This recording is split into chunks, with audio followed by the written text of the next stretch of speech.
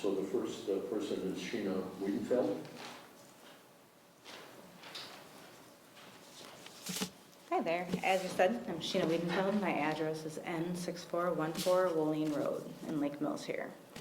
So I wanted to discuss some of the things about accommodations and what I've experienced so far. My child being back to school and what I experienced with her being back to school and not in person last year wearing masks. So as in regards to data and mask versus unmasked, there's really not a ton of significant evidence to say that the schools fare differently. There's across the globe, many countries deciding not to mandate masks on young children due to the data they do know, which is the importance of faces in social, cognitive, and psychological development. My child alone tests dangerously low oxygen levels when wearing paper or cloth mask. So when I think about risk, that's what I'm considering. We know in regards to COVID, children have very low risk. In fact, there's risks that still rank above COVID, such as car accidents and drowning, and how many of you drove your kid to the beach this summer. So recommendations that you guys are saying we need to do this for CDC purposes, there are thousands of personal health recommendations that many adults in this room ignore and now are cherry picking which ones matter to them in regards to my child's health, the healthiest population we have. Principals are literally standing outside school and denying healthy children access to public education over one CDC recommendation. I'm sorry, would you like it if parents denied teachers the right to go to work over improper BMI or weight or exercise and food recommendations they're not following?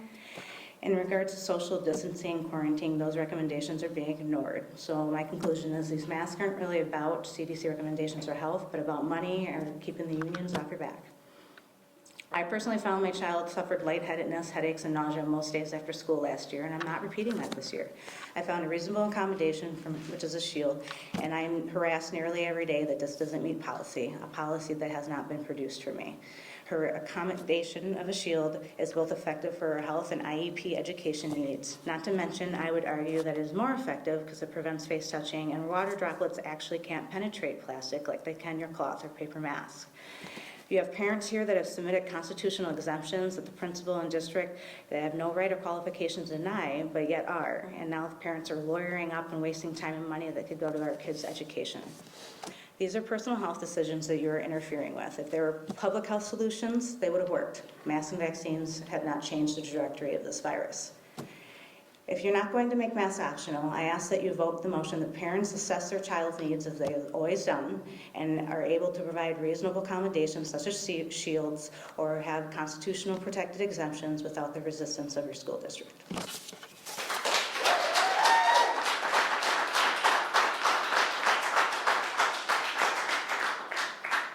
The next person is Andy Wiedenfeld. All right, so this is going to make a little noise here.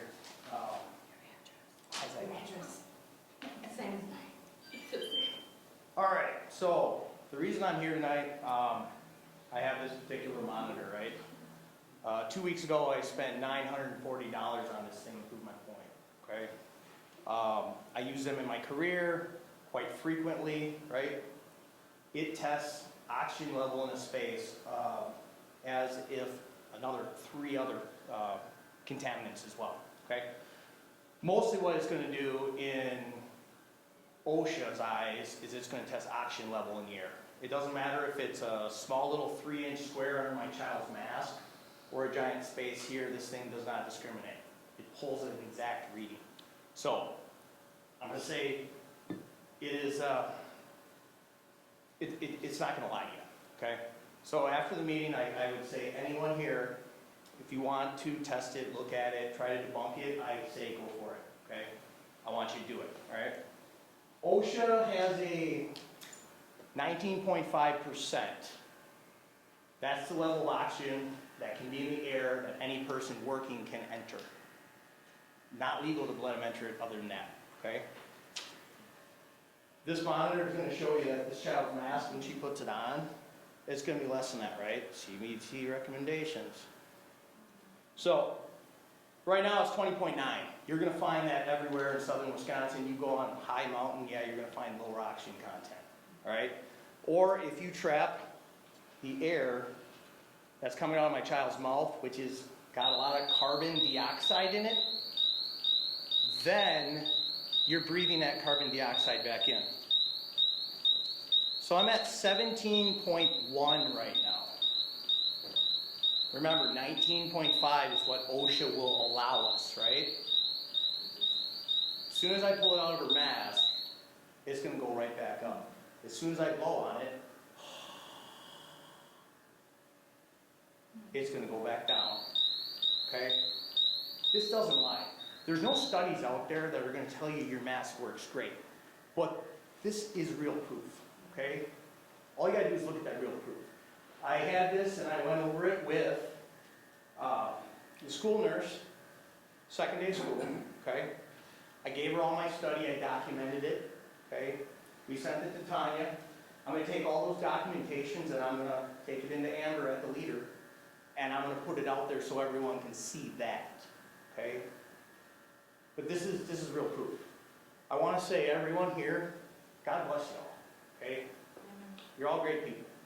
Okay? We all have different ideas in life. But what we really need to do is care about each other and care about what other people want. Because not everyone wants what you want. And we just all got to be good humans. Okay? Thank you. Please don't clap for me. I'm not a hero.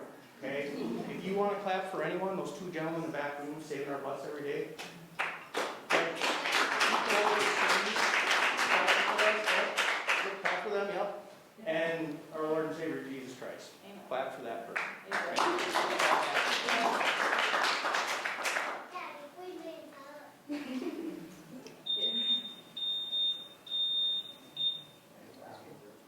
Okay, the next person, Tabitha Weller.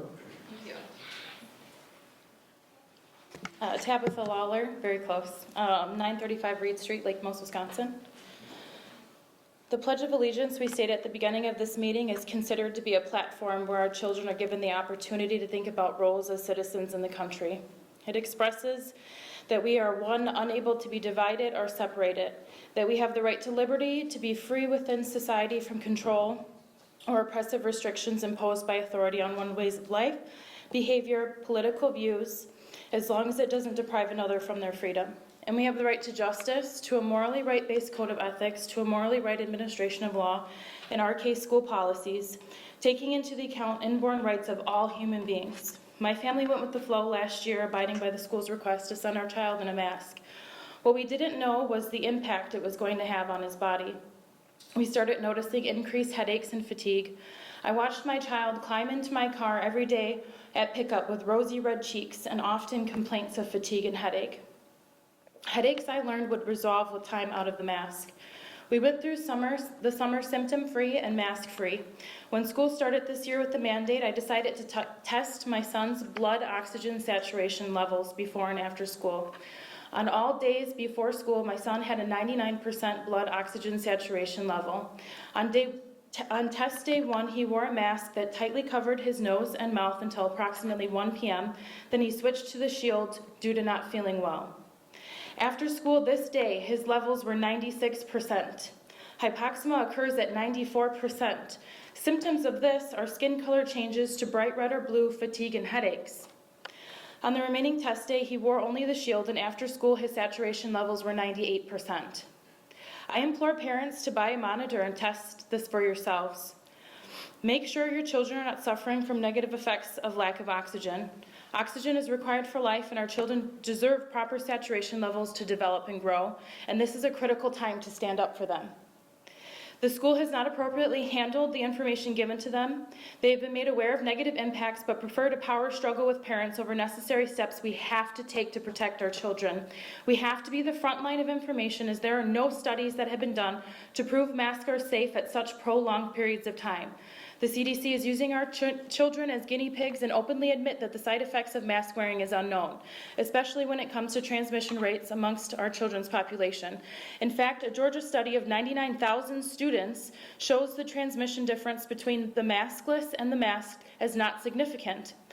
Let's agree the safety of our children and their families is most important, and unite together and listen to each other's independent tests and information. To the elected board, allow parents a choice. It is unconstitutional if you refuse. Do not resist them over their right to religious belief or medical needs. Allow shields without resistance, and acknowledge the danger for some and respect individual right to public education and the right to breathe. Thank you.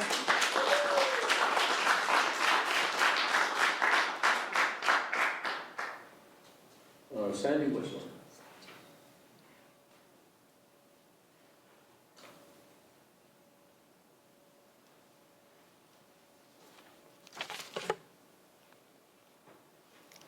Thank you.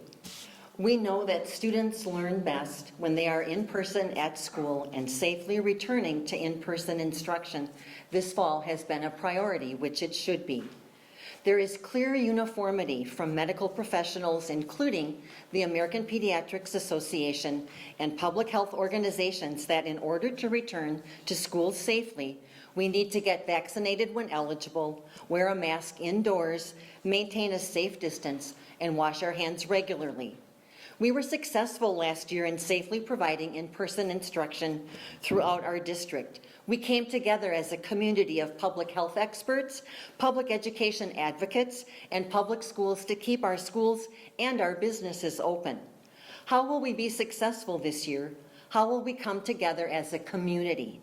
First, I want to thank you for requiring masks in 4K through grade 12 at the beginning of this school year. You've provided an essential first step to safely providing in-person instruction. As we move forward, we know that in many cases we're not able to provide the recommended 3 feet of physical distance between students to reduce the transmission risk, and that our students under age 12 are not eligible for the vaccine. So it's especially important to layer multiple mitigation strategies, including screening, testing, ventilation, contact tracing with quarantine and isolation, and cleaning and disinfection. Tonight, you've already talked about the possibility of additional nursing services and COVID-19 testing support. I urge you to support these multiple mitigation strategies and others that may arise in conversation as we go through the next few months, not knowing the impact of the variants that we are dealing with. Those will allow us to keep our staff and our students safe and our schools open for in-person learning.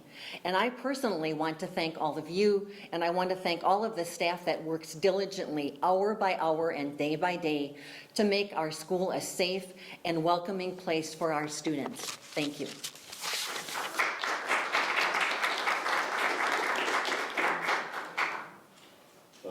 Kate DeChateau.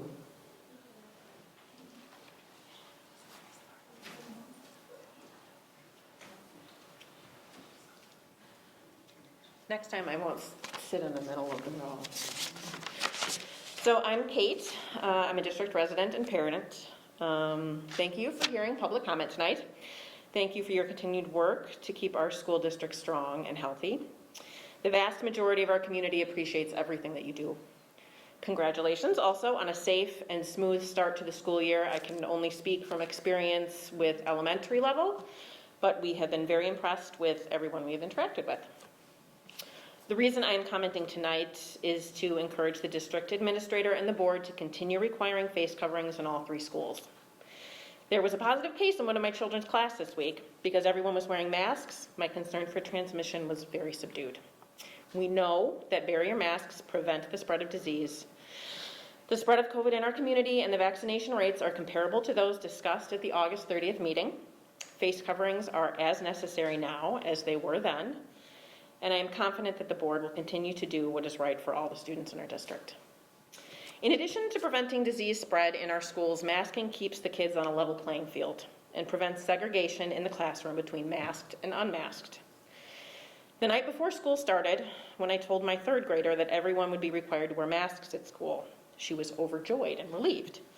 Her strong reaction took me a little bit by surprise. Who wants to wear a mask, really? But she explained that she was excited because it would be safe to play with everyone now, and that would be awesome. My husband and I do not discuss the vitriol of the masking debate with our children. They do not read or watch the TV news. We believe this is a discussion meant to be done with the adults in the room and to let the kids be free to be kids. Our children simply know that we wear masks to protect others, and that's the right thing to do. My daughter was happy to be able to be a kid, not having to worry about an unmasked classmate potentially giving her COVID because they didn't ask. Her time and energy can be spent learning multiplication and cursive, playing tag on the playground, and giggling with her girlfriends, not worrying about a pandemic or who isn't wearing a mask in class. My kid gets to be a kid because the adults in the room did their job. And I thank you for that. I do have one thing. In my first 3 seconds, I have to quickly address the oxygen saturation misinformation because it's very frustrating to me as a medical professional. So the machine, Can you address my independent data or? the machine thing that you were using does not measure the oxygen saturation of blood. And you mentioned yourself that That you. was not the machine I Right, used, ma'am. right. Like I said, you cannot comment on my. So you talked about how you measured the saturation of blood oxygen in your daughter, and 96% is an excellent level, and I'm happy for her. 99% is an excellent level, which is what he had before he put a mask on. You should talk to your pediatrician about that. If you'd both like to submit your information, we'll take that in Board accordance. allow that type of thing to happen. She's allowed 3 minutes, you can talk to her. All right, You're interrupted. Ignorance of your all right, mother. we're done. Janelle Polly? Used to, yeah, she's afraid of other kids because of your brainwashing. It's disgusting.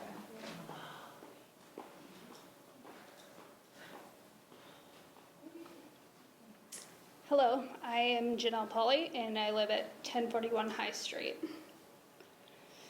And I'm here because the COVID restrictions from the radical left make no sense. Last year, this board came to the consensus that the virus spreads slowest in the younger kids, but now it's flip-flopped. But the science is settled. Or is it? 6-year-olds can't go outdoors to play in Madison schools without a mask, but a Badger football game is packed and not a single mask in sight. A superintendent doesn't have to follow this board's rules. She can make up her own rules. There were no exceptions to the motion that was made requiring masks in schools. No exceptions for sports, no exceptions to anything. But yet she can make up her own rules. But yet our kids should follow the rules. According to this board, specifically Dawn's motion, COVID's dangerous in the schools, but not in the district office. And now you want to bring people who are suspected to be positive and need a COVID test into a school? How does that make sense? I'm also here because we have constitutional rights, and you guys took oaths to uphold them. Amen. And I've requested a copy of those signed oaths.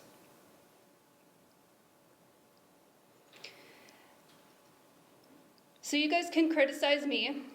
We can put up with the outburst at the last meeting, or you can take ownership of it, because the lack of communication from this board is your own fault. And Justice William Brennan famously wrote for the U.S. Supreme Court in a libel law decision, New York Times Company versus Sullivan in 1964, and I quote, "Thus we consider this case against the background of a profound national commitment to the principle that debate on public issues should be uninhibited, robust, and wide open, and that it may well include vehement, caustic, and sometimes unpleasantly sharp attacks on government and public officials." I don't have to be nice to you. You don't have to like what I said, but you do have to hear me speak. And again, you're creating your own problems. Ken's rattled off numbers and used that as justification for mask mandates, yet we've seen no justification for it. Following the CDC, I've looked at the CDC website. There's China studies, there's studies of 2 hairstylists, and those are used to advocate for masks. But a study of 6,000 people is discounted because there's not enough people involved. It makes no sense. You guys had a Q&A with an epidemiologist. You guys had a Q&A with an epidemiologist. Were there any questions that came from the people who paid the bills? Ms. Pauley, thank you.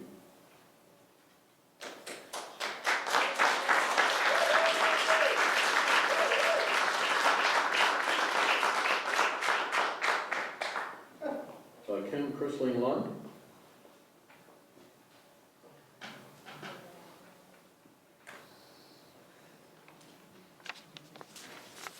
Hi, Kim Kniesting Lund. I live at 409 Fremont Street. And the first thing I want to say is thank you for following the guidance of the Jefferson County Health Department and for pediatricians across the country and other healthcare providers and mandating the mask wearing in the school district. My daughter is at high enough risk for the virus that she can't come to school. The Delta variant of COVID that we're seeing right now is vaporized. And so that's where the mask is important. It keeps that virus from going out and hanging in the air. And she is at high risk if she comes in contact with that because she's not able to wear a mask for specific reasons related to, I guess, her characteristics. But she is, thank you, to our fabulous teachers and the principal at the elementary school and special education staff. She is able on Fridays to go physically to school for the first time in 18 months for 2 hours because they clear a hallway and let it kind of breathe so that vaporized virus is out of the air. They have her come in the door, come right around into a classroom that has been empty because the 4K students aren't there. And she is able to meet one-on-one for the first time in 18 months with her teachers and her support staff and go to school. And she came home last Friday afternoon singing, I went to school and did school stuff. I went to school and did school stuff. And we probably heard every 15 minutes since then, is it time to go back to school? And so I appreciate the support of the community, of other parents and everybody else that allows her to be able to do that. The second thing that I want to say is when we worked on the strategic plan for our district, we talked a lot about wanting our students who are different from each other in background, student and staff who are different from each other, to be able to get along better, right? To learn to understand each other and for us all to feel like we belong, regardless of who we are. We wrote that into one of the pillars. We talked about fostering meaningful dialogue. I want to ask us in Lake Mills, especially parents of students, to work towards that meaningful dialogue, to be kind to each other, to be respectful of each other, and to listen to each other. It does not mean we have to agree with each other. I work daily with 18 and 19-year-olds that are more respectful and have better discussions and learn from each other more than we often seem to in this room on Monday nights at these meetings. Help us set an example for our students and help us set examples for other communities that we can do this. We don't need to agree. I'm not asking that, but we can listen to each other and not shout out and call names. Thank you. Thank you.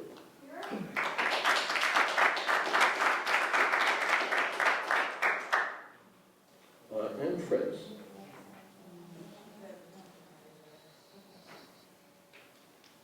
This is the first time I've come up here and I can feel my legs. Oh, sorry. Okay. Melanie Fritz. I live in Cambridge. Actually, you have my address. But my kids have been in virtual learning for 2 years to avoid the COVID psychology. We hesitantly came back because we had faith and continue to in our superintendent. Last year, one of our children searched suicide on his school-issued computer. He is not the same kid without the social interaction in-person learning afforded him. This year, he was allowed to forego a mask even after the sneaky Zoom meeting last Tuesday for nearly 2 weeks as I tried every angle to allow him to breathe freely in schools. Trust me, I tried everything, and everyone that knows my situation knows my hands are really, really tied right now. Wearing one sincerely breaks his spirit, gives him headaches, and has made him nauseous in the past. All parents struggling to find doctors that will see your children for exemptions, please do email me or reach out. There are doctors that are willing and able to do this for you. After 2 weeks of breathing freely, I was forced to put a face covering on one of our boys in order to keep him connected with friends this past week. This was an extremely difficult decision for us. Discussing with him that he would be forced to wear one after all that he continues to share about how it makes him feel is heartbreaking. I want to thank the district staff that helped us in every way they possibly could. I'd lastly like to argue that if this was truly about health or liability, no one would be maskless on your property. As it stands, one can remove their mask at 3 p.m. and walk straight into a gym full of volleyball participants and witnesses and sit on one another's laps if they wanted to. There's no mask required for school clubs before or after, and no social distancing. My understanding is that we continue to cater to a small minority of students. Why are we not sheltering the ill? Am I missing something? It's possible that I am. Is it not allowed to do so? Is there a legal piece that we're unaware of? The amount of healthy children with solid immune systems far outnumber the immunocompromised in the school. One of my sons has asthma, anaphylactic allergies, and a compromised immune system as well, and I would never ask all of you to mask your kids to protect him. How is it that healthy children are being forced to suffer? There is a better way. You've just not yet been willing to step up, be bold, and navigate this uncharted territory with us bravely. We can do this together. We all want what's best for our kids, but we are the parents. Please let our children be children. Let them breathe. Leave their health and wellness to us, their parents. I cannot make you take vitamin D nor vitamin C, but we know that works.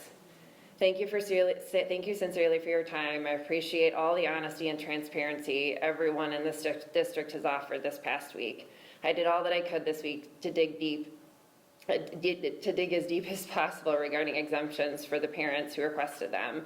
I'm greatly appreciative of the empathy and understanding provided to the children that wish to breathe freely. Thank you to everyone, every teacher that allowed our children to breathe this week, even though they weren't supposed to be allowed to.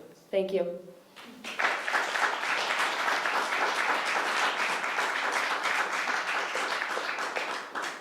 Well, thank you all for your willingness to come this evening and share your thoughts.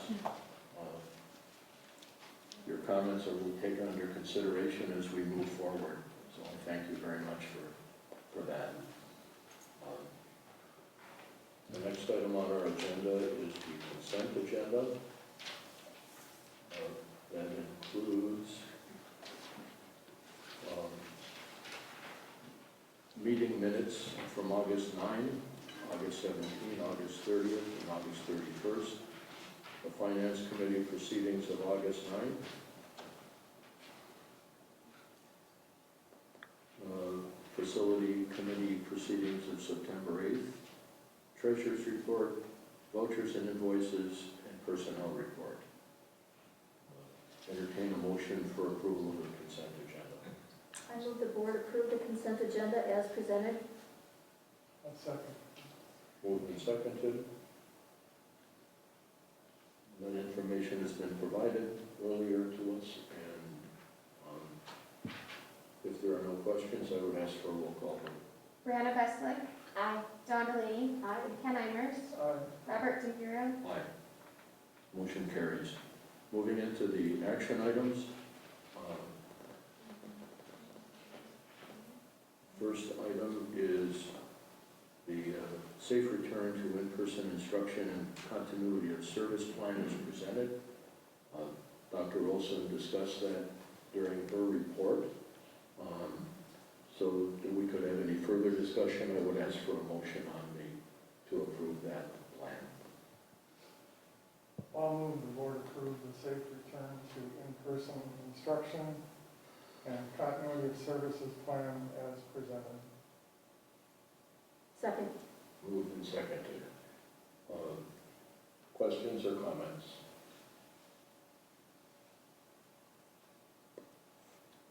I guess that I have both a question and a comment. And that is, how are we going to deal with athletics under that plan?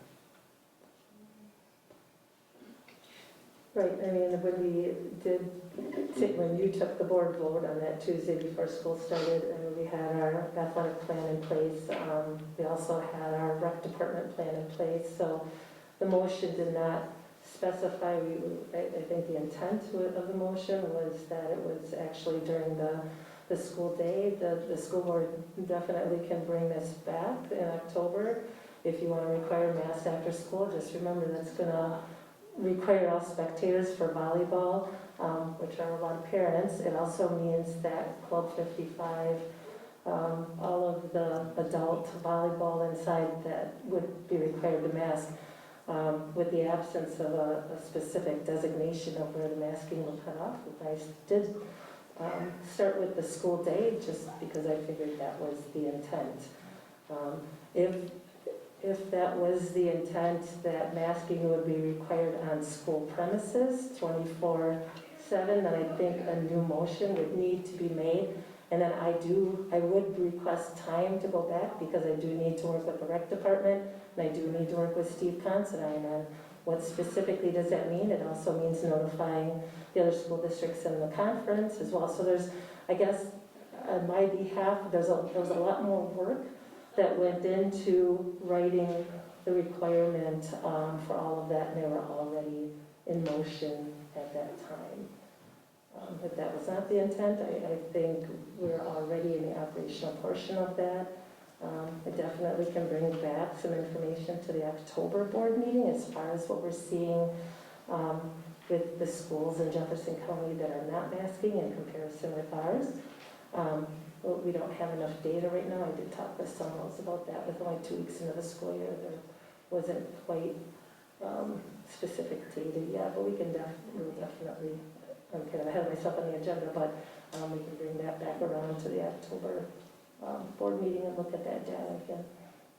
And I think the comment that I wanted to note that this particular plan follows the commitment that you made earlier, which is to continually monitor what is going on and that this plan would be adjusted as conditions were to change.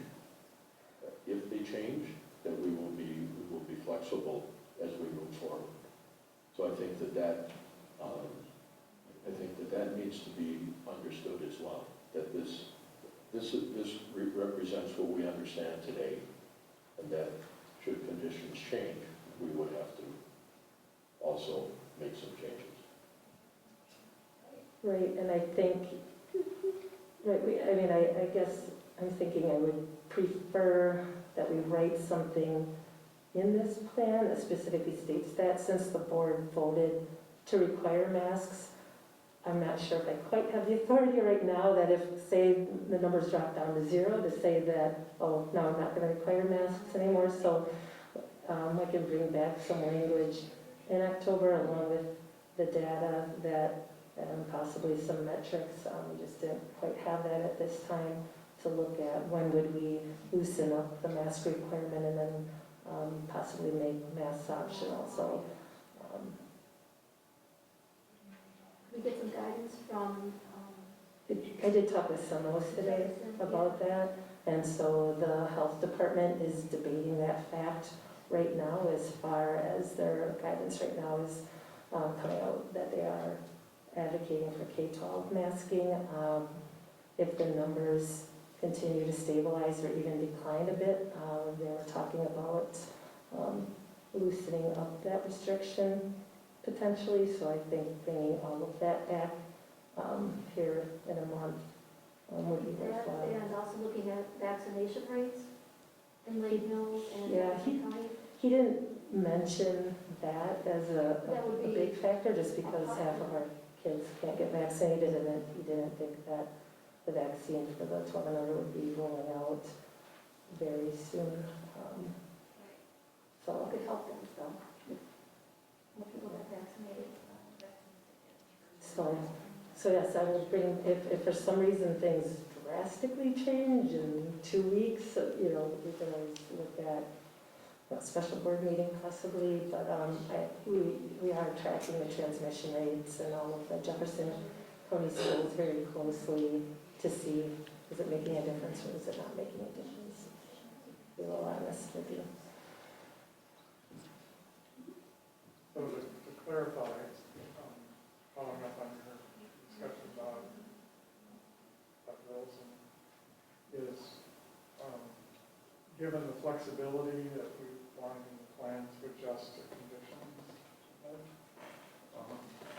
for Dr. Olson, that would be written into the plan, is that what it is? Or, I'm sorry, I didn't quite hear you. in other words, you were discussing needing the flexibility within the plan to make adjustments. Right, and it's integrated in the draft document. Yeah, and so we don't have to take any further actions on that playground? No. Yeah. No, I was just making the point. Yeah, no, I'm glad you did. I think that was a really important one.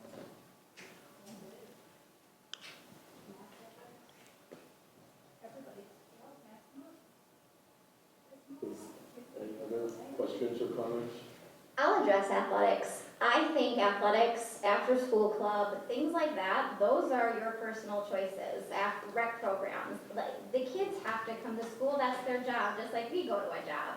So I think when it comes to that, I think that's where we're hearing, give options, give choices. If you don't feel like it's a place that is where you're feeling comfortable, if that is, already set up and planned and put into place, then, the families can weigh those risks on their own. But our job as a board is to really look at this for our schools and what our kids are doing for their job during the day. And so then, how does that affect them and what does that mean for keeping all of those kids safe? And so I think it's, I think there is a difference. I think you are wanting to be a one and done, but you're also telling us that there should be some options. And unfortunately, this is kind of uncharted crazy waters, and so we're doing the best that we can with what we have been presented with and what we feel is best for the kids and all of the kids. I don't wake up in the morning feeling like I've won any situation. I wake up knowing and hearing your stories and how that's affecting your children, and so I understand that you are feeling the way you are feeling, but when I have to take into consideration all of the children, there's a piece there that makes me feel that I have to make a decision, but also know that there is a heavy heart knowing how that hurts and affects others. So I want you to know that this isn't an easy job for us. We don't take it lightly, and I think that I would appreciate, like we said, using kindness, empathy towards one another, working with each other, because we have to bridge the divide. We have to work together. I just think it's really important. Our kids need us to be role models right now, and I don't know that they're seeing that, and I want them to have smiling faces and love coming to school.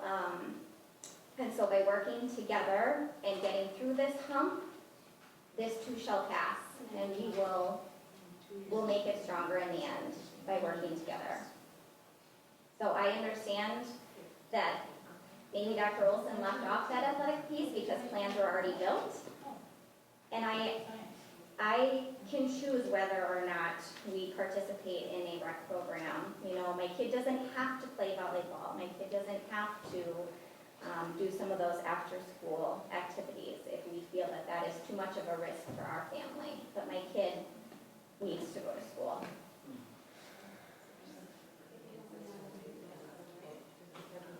Okay, any other comments? I think that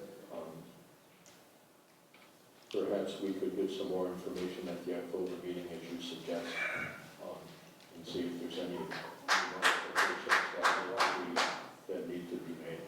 So, Okay, I will do that. otherwise, I would call the question and ask for a roll call. John Delaney. Aye. Ken Imers. Aye. Brianna Bessler. Aye. Robert DePiero. Aye, motion carries. The next is the approval to pursue the testing. I think that you were pretty clear in your report.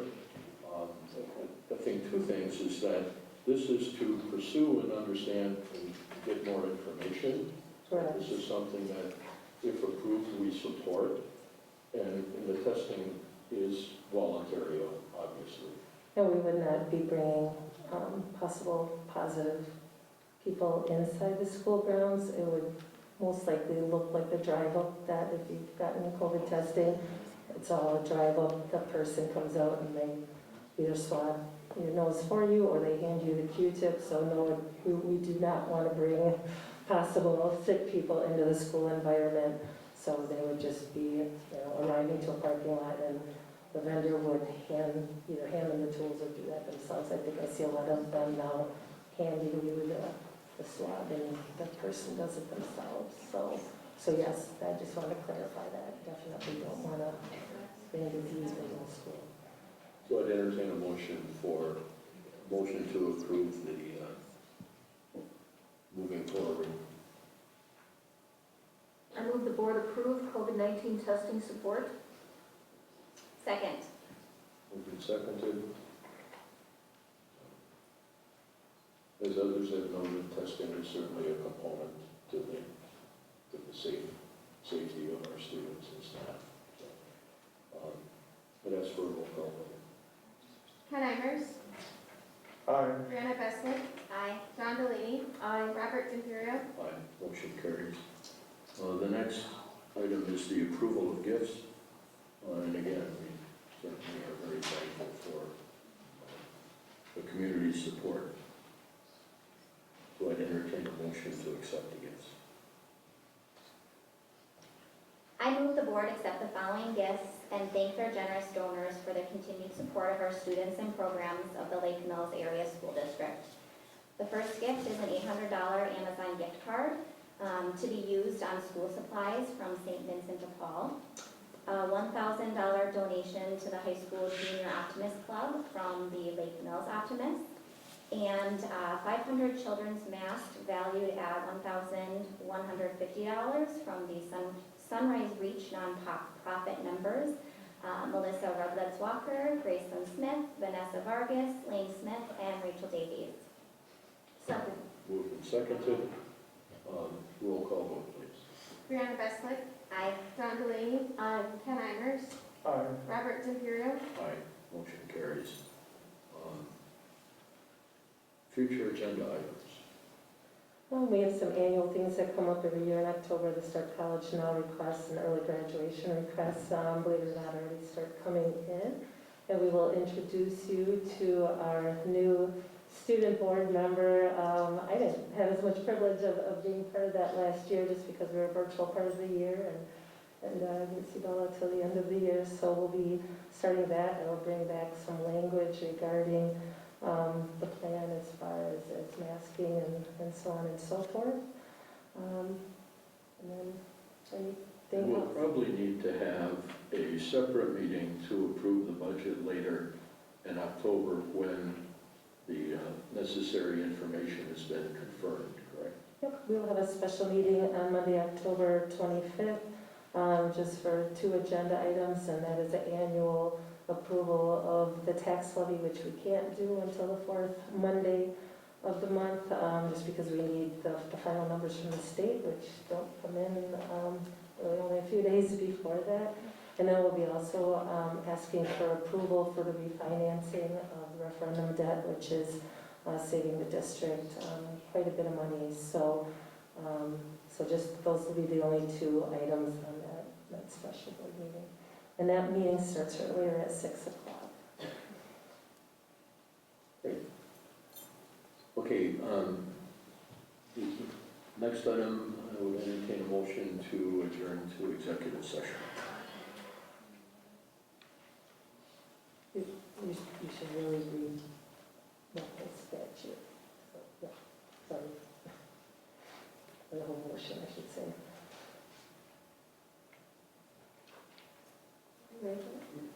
Ready for it? Yep. Okay. I move the board adjourn to executive session pursuant to Wisconsin State Statute 19.85, paren 1, paren C, considering employment, promotion, compensation, or performance evaluation data of any public employee over which the government body has jurisdiction or exercises responsibility. Paren I, district administrator evaluation. A second, please. Second. Moved and seconded. Roll call vote. Ron Delaney. Aye. Ken Imers. Aye. Brianna Beslick. Aye. Robert D'Imperio. Aye. Motion carries. Following the executive session, we will return to. Thank you all for joining us this evening.